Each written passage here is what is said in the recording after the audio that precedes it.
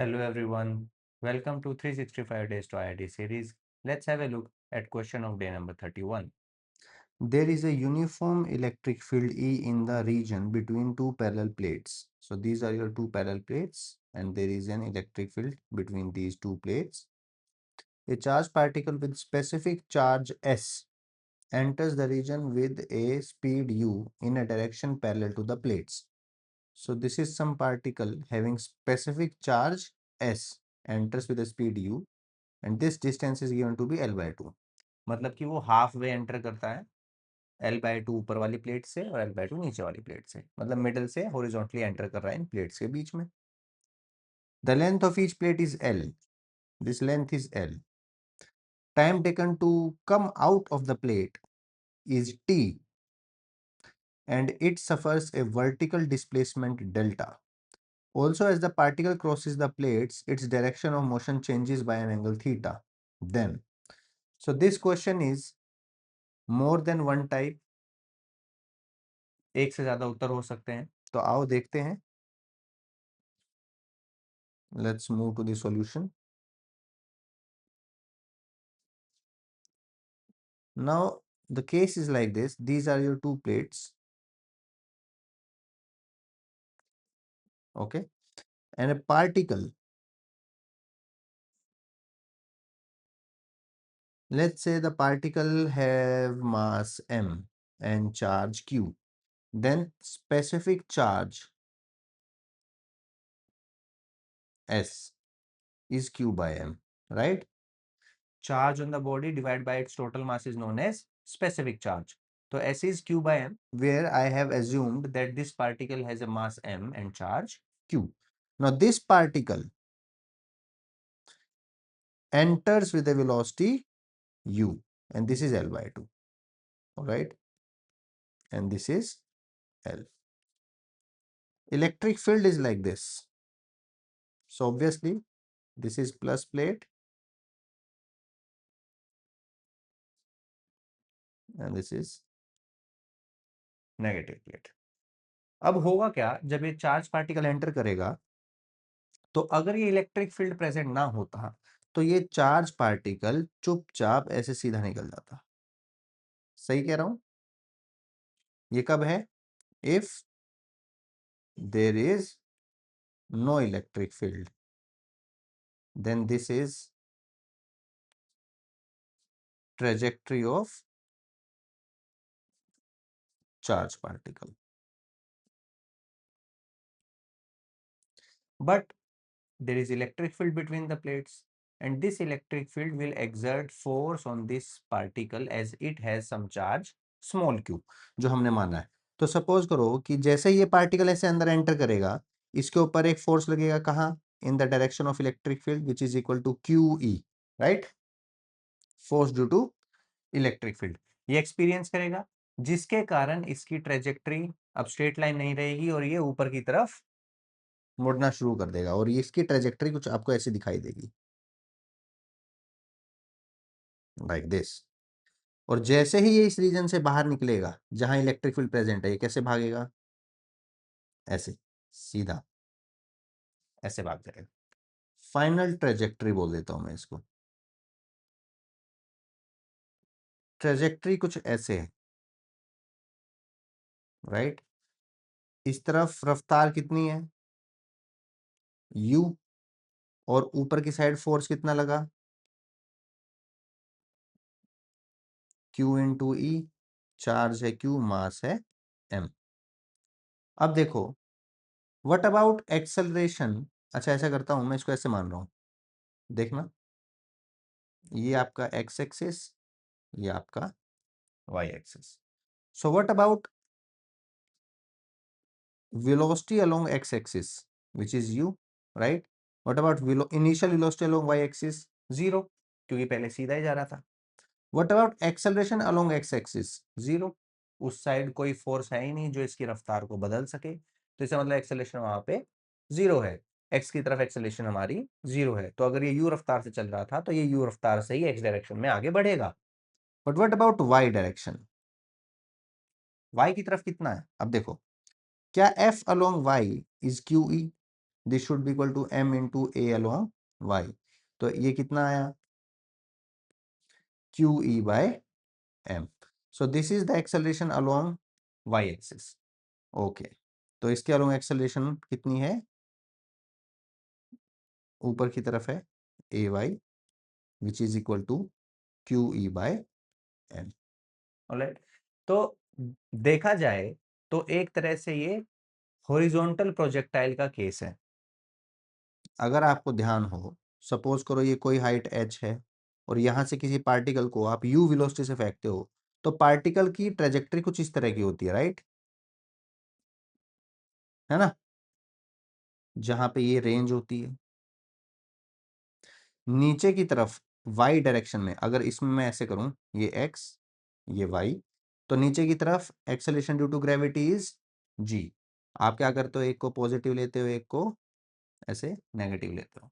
Clear, इसमें ax कितना होता है, 0, उस तरफ कोई होती ही नहीं। अच्छा, यहाँ पे सेम वही ux is u, uy is 0, ax is 0 and ay is g और minus G according to your sign convention. तो ये तो हॉरिजॉन्टल प्रोजेक्टाइल का केस है।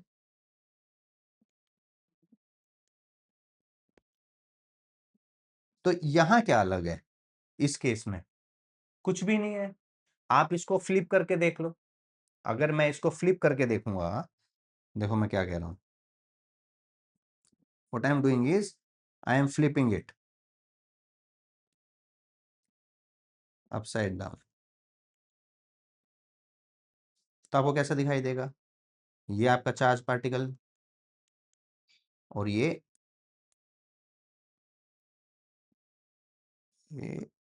ये आपका ट्रेजेक्ट्री। क्लियर, इसको और थोड़ा बेटर बना लेते हैं, एस। ठीक है, सामने जा रहा था u वेलोसिटी से, ठीक, नीचे की तरफ क्यू ई बाय एम। अब मेरे को लगता है आपको कुछ दिक्कत नहीं होनी चाहिए इसके अंदर।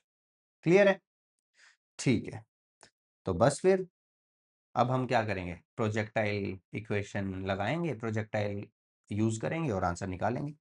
अच्छा ये बताओ, बेसिकली तो यहाँ पे ऐसे है, एक प्लेट यहाँ है,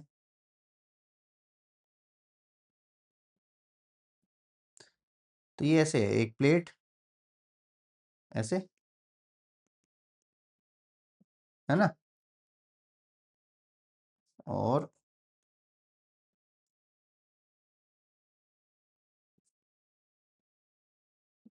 और एक प्लेट ऐसे है। अरे,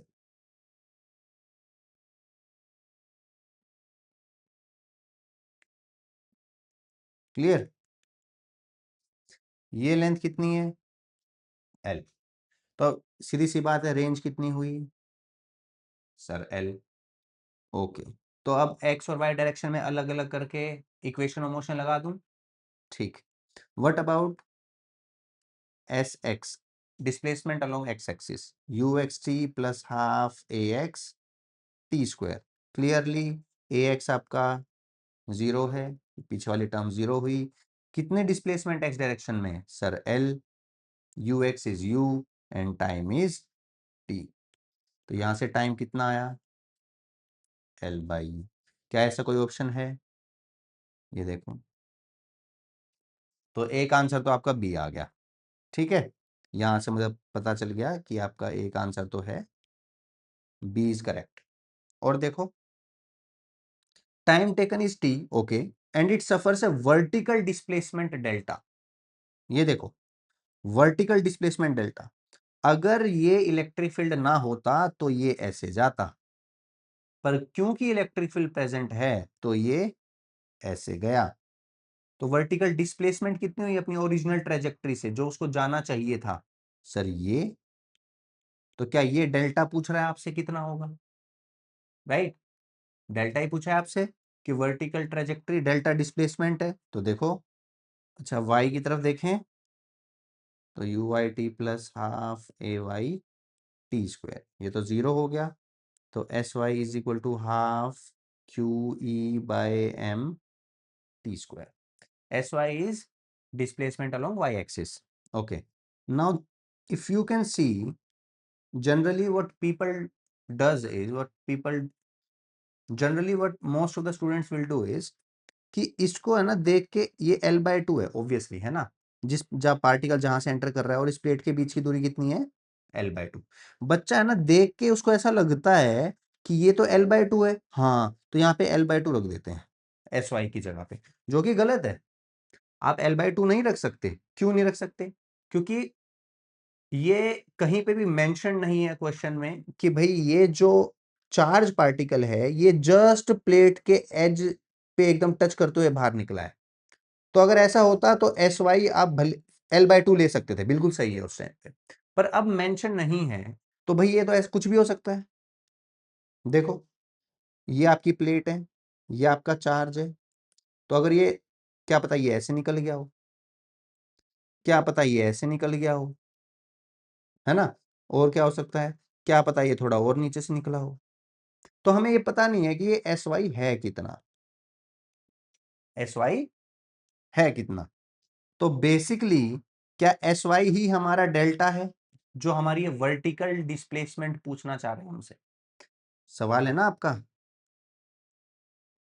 सफर से वर्टिकल डिस्प्लेसमेंट डेल्टा, तो डेल्टा निकाल लें। तो डेल्टा कितना आया, हाफ QE/m। क्या टी की जगह पे L/U रख दूं, L²/U²। What about Q/m? Q/m is S। तो डेल्टा आया आपका ESL²/2U²। कैसा ऑप्शन है, ESL²/2U²। ESL² बाय, तो पहला ऑप्शन भी आपका क्या है, करेक्ट। तो मतलब ए ऑप्शन भी आपका करेक्ट है।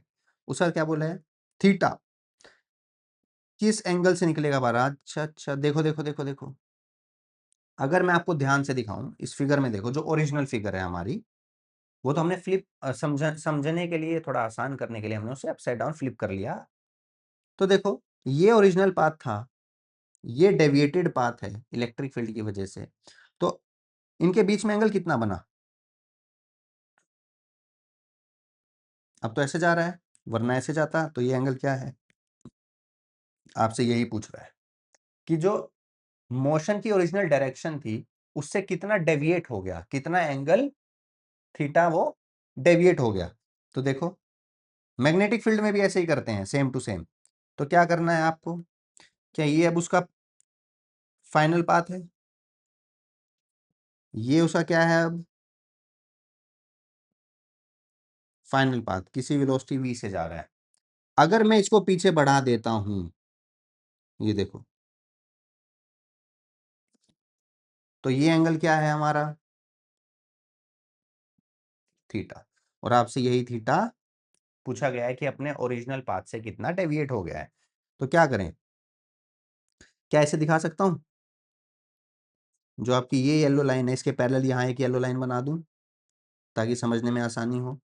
ये देखो, ये लो, तो क्या ये ही एंगल थीटा है,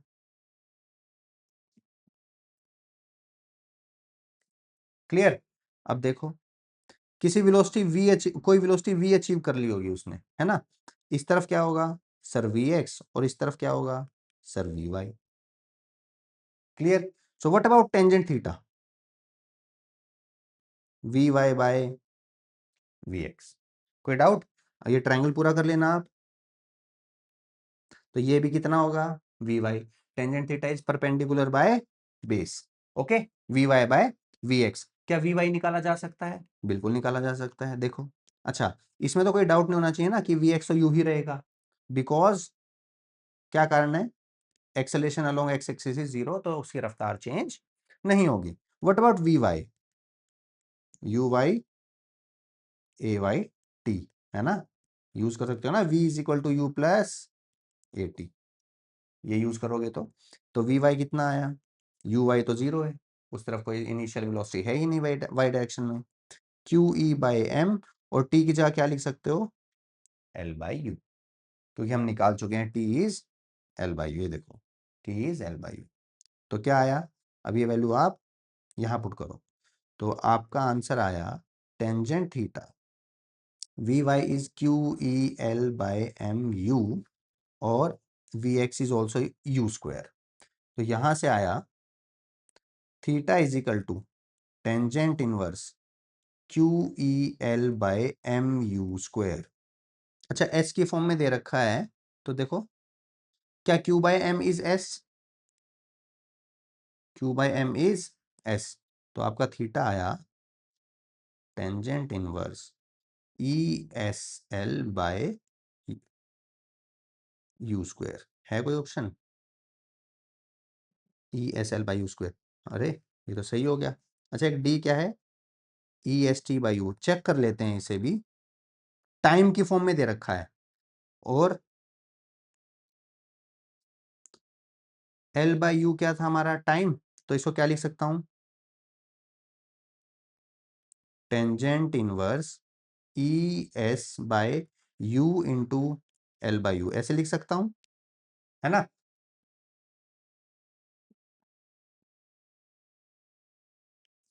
और ये क्या है, टाइम के बराबर, तो थीटा आया tangent inverse E S T by U. एक ऐसे लिख सकते हो, एक ऐसे लिख सकते हो, E S T by U, ये भी है और ये भी है। तो बेसिकली ए भी करेक्ट, बी भी करेक्ट, सी भी करेक्ट और डी भी करेक्ट। क्लियर, आपका डी भी करेक्ट। तो इसका आंसर क्या है, A B C and D all are correct.